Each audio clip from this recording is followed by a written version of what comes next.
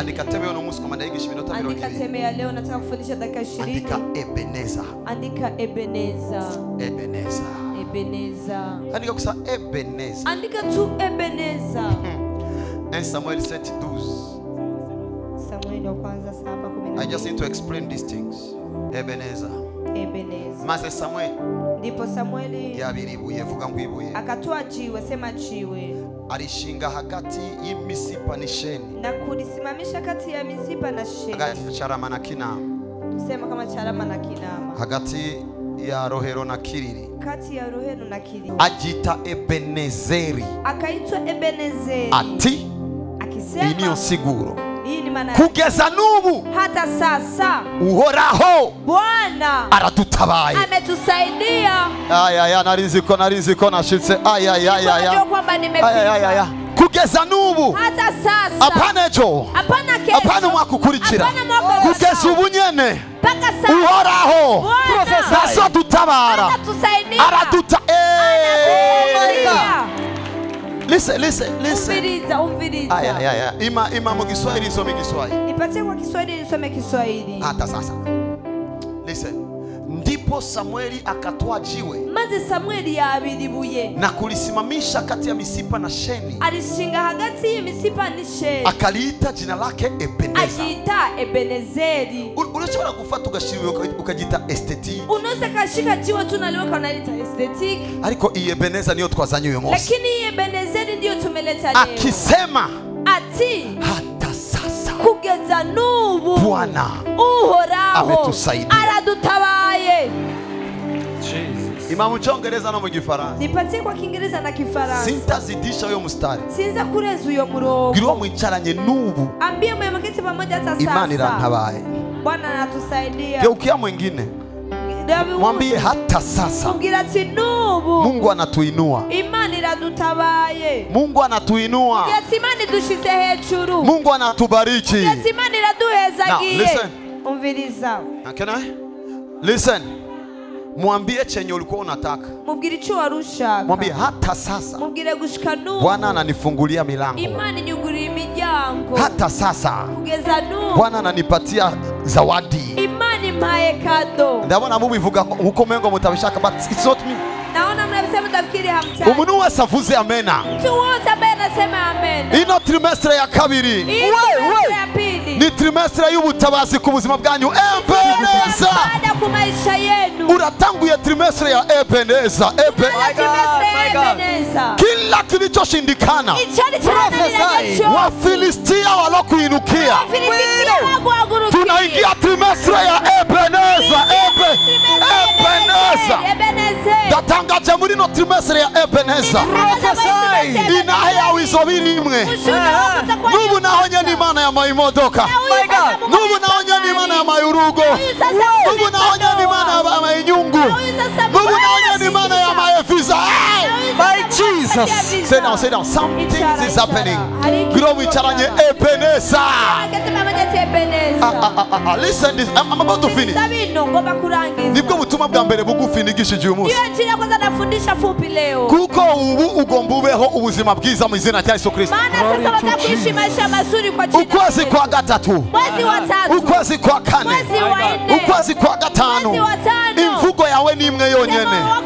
Nubu Uhoraho aradutabaye. Abazoguhagurukira.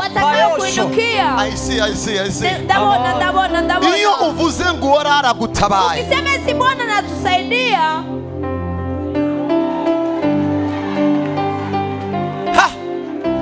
Iyo uvuze Uhoraho aragutabaye. Ukisema hivi Bwana anatusaidia. Abafilistia baba bakubiswa. Wafilistia walikuwa wameshapigwa. Iyo uvuze ngo Uhoraho aragutabaye. Ukisema eti Bwana anakusaidia. Abarozi baba bapfuye. Wachewe wanakuwa wameshapigwa. Iyo uvuze ngo Uhoraho aragutabaye. Ukisema eti Bwana ametusaidia. Abaguhagurukiye ku marezo sosiyo baba basibanganye. Walikuwa yukundikiwa marezo sosiyo walikuwa wameshatoweka. Datangaje kubikwerekeye. Natangaza juu ya maisha yako. Huyu mwezi wa 3 wa 4. Huyu mwezi wa 5. Mwezi wa 6. Bwana atakusaidia. Bwana atakusaidia. Bwana atakusaidia. Because don't vigil bilango Ebeneza anointing. Nikunasikia sauti inaniambia Ebeneza Ebenezer anointing. Mafuta ya Ebenezer. Popote kotaingia, kama wamekupangia chama jua kufanyia vibaya, ukiingia utakuta Ebenezer. Bisigurango nanone uhoraho aradutabaye. Abasoza kukwishyuza baje kugufata bakiri mu nzira, basosanga wayaronse, ucuvuga ngo nanone uhoraho yantabaye. Aya ndaheza ibiganza byawe. Abazoza kukurasa bazorasana mu nzira, hamucuvuga nanone uhoraho yantabaye. Abazokwimbira ikinogo bagomba kuguhamba, bazokwinjiramo bonyene. Umaze kubimenya bagutelefonye ngo babantu bari baje kukwica, rero bahejeje kwicana, uzocuvuga Ebenezer nanone Bwana amenisaidia. Listen to this. Naje gutangaza ikintu kimwe ku buzima bwawe. Imana nigiye kugutabara. Imana nigiye kugutabara. Imana nigiye kugutabara. Imana nigiye kugutabara. Hazoje umuntu ku kazi, uyu muntu mumwirukane, hacha yinjira uwundi, uwo nyene agomba mwirukanisha. Ico nico kinebwe, shirukane. Niwamenya amakuru uzocuvuga nanone uhoraho yantabaye. Sema Ebenezer, Ebenezer, Ebenezer. Kayama lutai. Amen. Wametupangia mashimo. There is a song we say, wamezani wanatukimbiza kumbe wanatushindikiza. Bazokwirukako watakukimbiza, bavuga ngo hagati mu kwezi wanasema kati mu mwezi tuzomwereka, ukwezi kutarashika hagati kabla hujafika kati, imodoka ibahitane, uhindukiye inyuma, uzotuvuga nanone uhoraho amenisaidia. Ni bande bavyizera bavuge amina. Ni bande bavyakiriye bavuge ngo amina. Ni bande bavyizera bavuge ngo Ebenezer. Hey. My name is Joshua. Natangaza muri rishengero. Natangaza kwa hii kanisa. Natangaza mu miryango yacu. Natangaza muri business zacu. Natangaza muri project zacu. Natangaza mu vyacu. Natangaza mu marelation yacu. Indirimbo izoba ari imwe. Nanone uhoraho yadutabaye. Siri biganza hejuru. Natangari, listen. Sikia. Acha noeshe uchawi. Reka ndabere kuburozi. Sio baya sana. 19 combien? Hein? 19 muri prophétique. 19 prophétique. Isigura intervention divine. Manake intervention divine. Muri prophétique.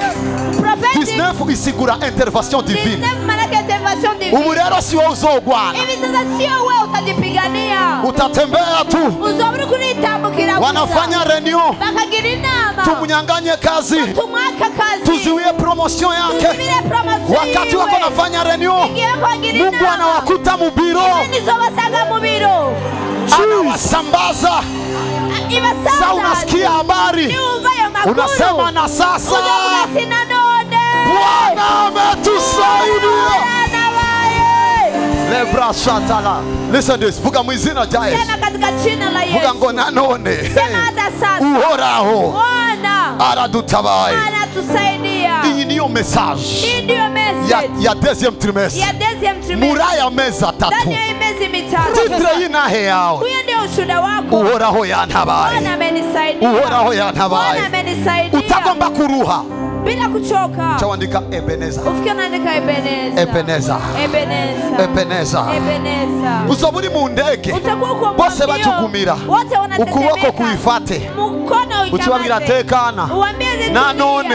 Hata sasa. Uhoraho yantabaye. Bwana amenisaidia. Datangarije amaboko yose aringa. Ninatangazia mikono yote iko hapa. Uhoraho arayatabaye mu izina rya Yesu Kristo. Bwana anaisaidia kwa jina la Yesu. Mwishare.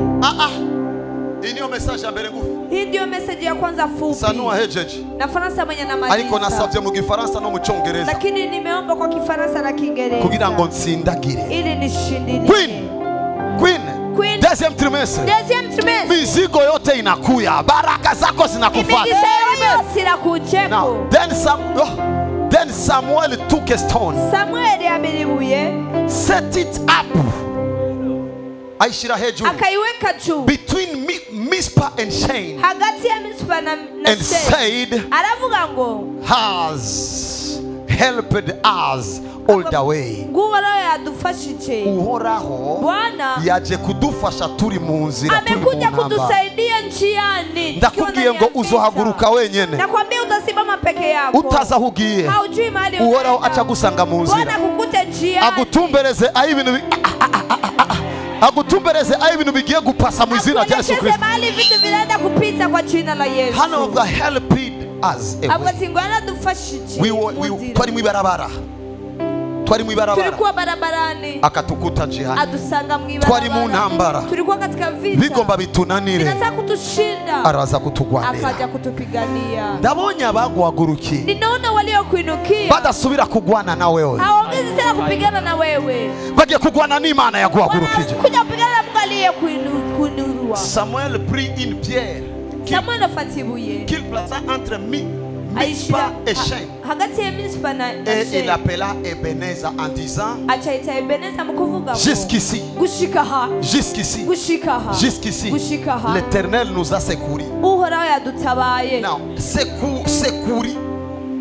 sekuri ivuye mu ijambo sekuru. Inatoka katika neno sekuru. Uba uri ahantu unakuko mahali urindiriye kuva, unahitaji kufikia, utazi biza kuba, haujui vya vitatokea, ariko muri uwo mwanya nyene lakini huyo muda kiturumbuka ghafla ugacuterugwa unafanya nyanyuliwa. bisigura ngo Imana ubwayo manake Mungu pekee ahantu hose uzoba muri danger, mahali pote tuko ndani ya danger, Imana igiye kugutabara distrema. kusaidia. Mwaguruke rero dusenge. Simameni sasa.